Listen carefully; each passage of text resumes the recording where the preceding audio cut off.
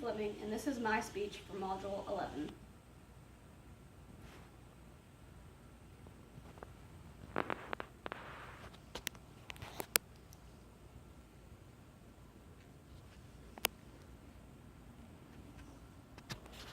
You gotta get all the points every time?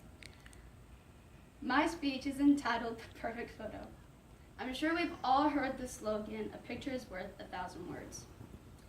Do the pictures you post on social media look amazing, or do they leave you regretting the post?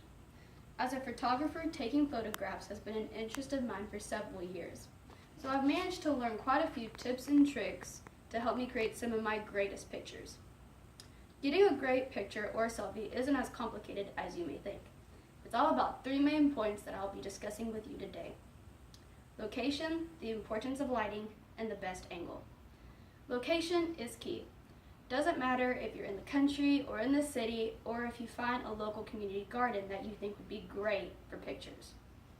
A location is all about your personal preference and your subject's personal preference.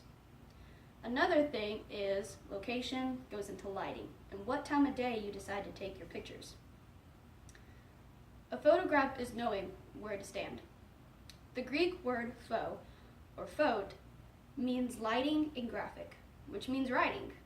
Therefore, photographing is writing with light. Some lighting can cause shadows and glares that can be sometimes hard to fix, so it's best to avoid them. Some of the best lighting that I've found to take pictures in is overcast. Right after a storm or right before the storm, you have great lighting, never fails.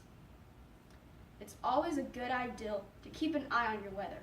You would hate to go on a photo shoot and it rain. Oh, it's such a problem. My second favorite time to take pictures is early in the morning. Here where I live, the sun rises around 6:30 or 7 a.m.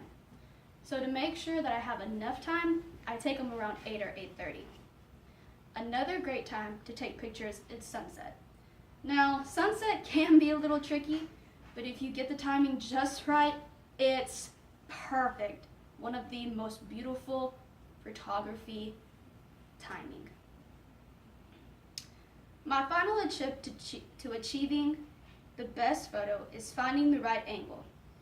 What angle makes your subject look their best? You may try high angles and low angles. Now, the angle is very important because the angle of the camera can add 10 pounds or take away a few pounds, and that is very important to every subject. I've just recently taken my best friend's graduation pictures, and angles were everything. Luckily, I found the right ones. Some of my favorite angles were going on an old road and getting down on the ground and pointing my camera up.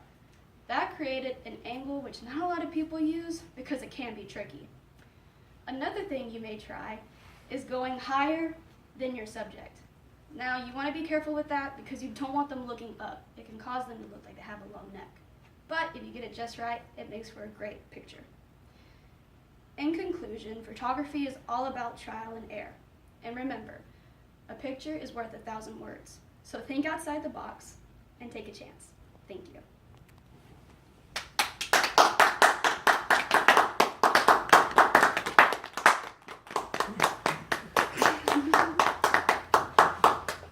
Now in on it.